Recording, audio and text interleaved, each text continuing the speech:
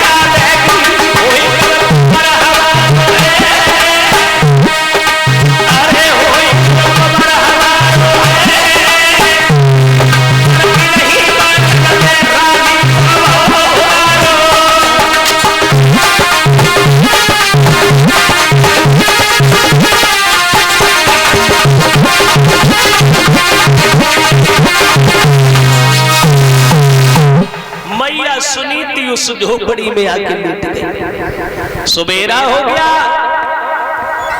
महात्मा नारद का दिया हुआ वचन भी सच होने को चला। राजा उत्तानपाद एक हिरण का पीछा करते हुए वन में चले गए शिकार खेलने। संध्या हो गई, हिरण भी हाथ नहीं लगा, सूर्यास्त हो गए और जब वापस आए हैं तो सुरुचि के द्वार पे किवाड़े बंद।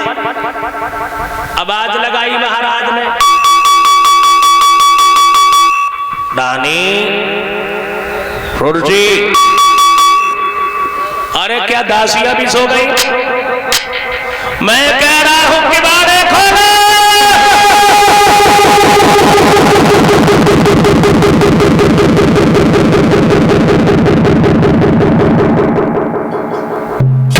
कोई नहीं बोला, कोई नहीं बोला। महाराज उत्तानपाद खड़े के खड़े आवाज लगाते रहे। वैसा सुख नींद सोई गई रानी,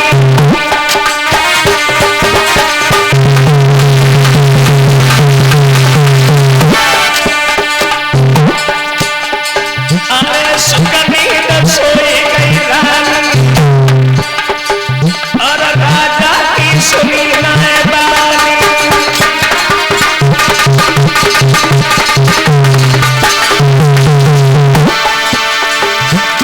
आवाज लगाई, दिमाग में झटका लगा, मेरे एक रानी और है, आज वहीं जाएगी। अरे जब याद सुनीति की आई, बात से घोड़ा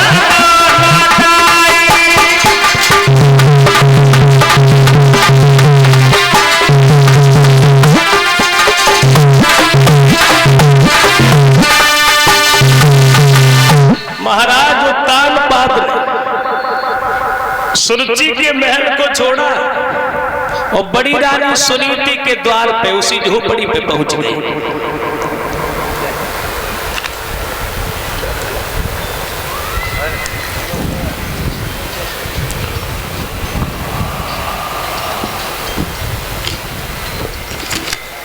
ये 150 रुपया जो हमें देके गए हैं श्रीमान मुकेश पाल स्वर्गीय श्रीमान कृपाल सिंह नंगला उमराय के बसने वाले हैं, जो 150 रुपए से सम्मानित करके गए हैं। भगवान सुख शांति देता रहे, समाज में सम्मान पाए। बोलिए वृंदावन बिहारी लाल की। बताया है श्री सुखदेव ने, बड़ी रानी सुनीति ने जब देखा है उस झोपड़ी से निकल के आई, सोचने लगी महाराज आज इस दुखिया की तरफ कैसे आना हो गया। महलों का पूरा वृतांत बताया है। सारी रात महाराज उत्तानपाद बड़ी रानी सुनीति की झोपड़ी में विश्राम करते हैं। ऐसी थी भगवान की लीला। बड़ी रानी सुनीति से सहवास किया है तो बड़ी रानी सुनीति गर्भ धारण करती है। वहां से सवेरा होते ही महाराज जब वापस आए, छोटी रानी सुरुचि द्वार पे खड़ी है, झुंझला के कहने लगी है कि तुम कहां थे। उत्तानपाद सोचने लगे मैं इससे दब गया तो इस सर पे सवार हो जाएगा। बोले कहां थे। इसी द्वार पे खड़े रहे। और कहां थे। सुरुचि बोली ऐसा लगता है कि तुम सौत के आंगन में गए थे। उत्तानपाद बोले इसका मतलब ये हुआ तू हमारे ऊपर शंका करती है, इस तरह से मेरे ऊपर शंका करेगी, मेरा तेरा कोई रिश्ता नहीं, मैं जा रहा हूं। और जो धमकी दी पानी पानी हो गई। कलाई पकड़ ली, बोली आप कहीं नहीं गई, महलों में चलो। स्नान करवाने के बाद भोजन करवाए, विश्राम किया। महाराज उत्तानपाद जब विश्राम करते हैं तो कैसी थी प्रभु की माया। रानी सुरुचि के साथ में विश्राम हुआ है तो सुरुचि भी सहवास करती है और मैया सुरुचि भी गर्भधारण करती है। एक ही पति की दोनों पत्नियां थी लेकिन किस्मत अलग अलग है। एक ने किया गर्भाधारण उस दिन से पलंग न छोड़ा है, एक ने बराबर आज तलक खेतन पे नाज बटोरा है। एक के लिए सुंदर भोजन दासियां बना कर लाती हैं, एक के लिए जौ की रोटी संध्या तक मिलने पाती है। बड़ी रानी खेतों पर चिड़ियां काग उड़ाती है, छोटी रानी महलों में सुख चैन भोगती है। समय गुजरता चला गया, धीरे धीरे दोनों रानियों से एक एक पुत्र पैदा हुआ। बड़ी रानी सुनीति से पहले लड़का हुआ, उसके बाद सुरुचि से भी एक पुत्र हुआ। ज्योतिषी ब्राह्मण बुलवाए हैं उत्तानपाद ने। बड़ी रानी के पुत्र का नाम ध्रुव रख दिया और छोटी रानी सुरुचि के पुत्र का नाम उत्तम रखा। देखो पुत्रों की भी किस्मत अलग है। एक राजकुमार कहाता है, पलने में पाला जाता है, उस दुखियारी का लाल भला पत्तों पर डाला जाता है।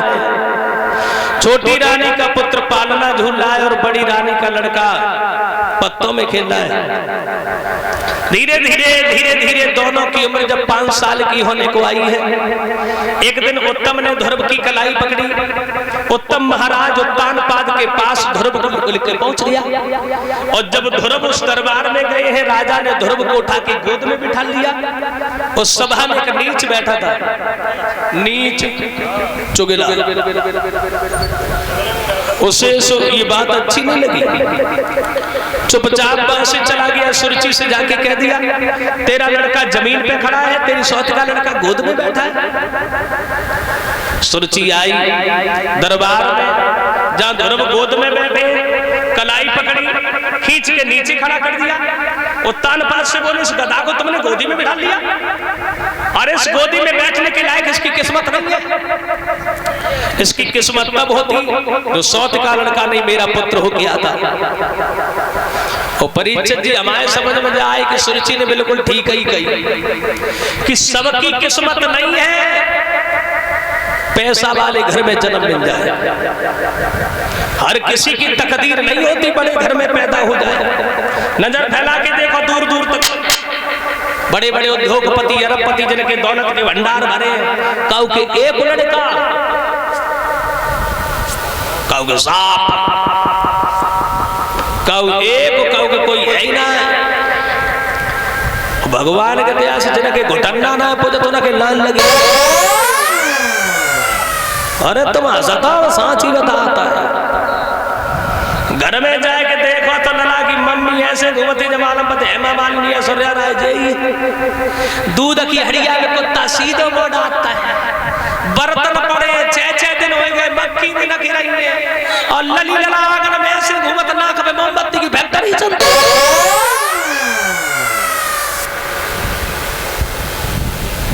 सुरुचि को फिर भी तसल्ली नहीं आई, ध्रुव के गाल में ताड़ से तमाचा दिया और जवाब दिया,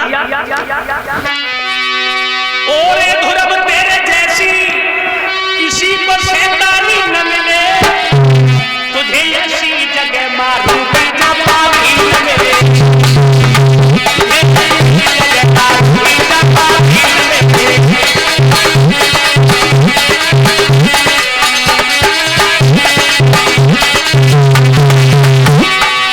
तुझे ऐसी जगह मारूंगी जब पापी न मिले।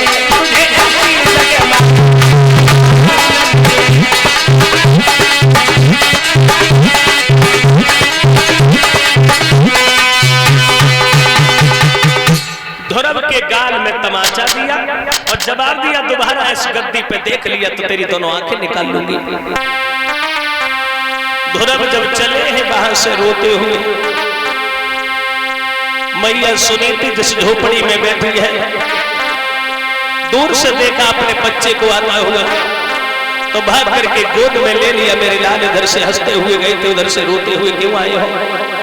ध्रुव कहने लगे, मैया उत्तम भैया मेरी कलाई पकड़ के पिताजी के पास ले गया, वहां मेरी मौसी चली आई, मेरी मौसी ने मुझे बहुत मारा है। सुनीति बोली, पुत्र मौसी में और मां में कोई अंतर नहीं है, तुमने कोई भूल की होगी? ध्रुव बोले, नहीं भैया।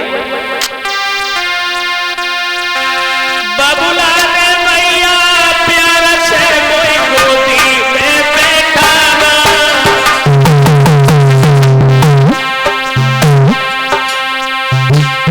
मैं पिताजी के पास चला गया, उत्तम भैया मुझे जबरदस्ती ले गया था, पिताजी ने गोद में बिठा लिया।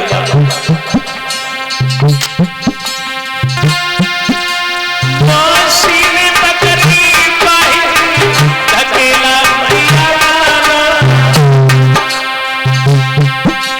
मेरी मौसी ने मुझे बहुत मारा है,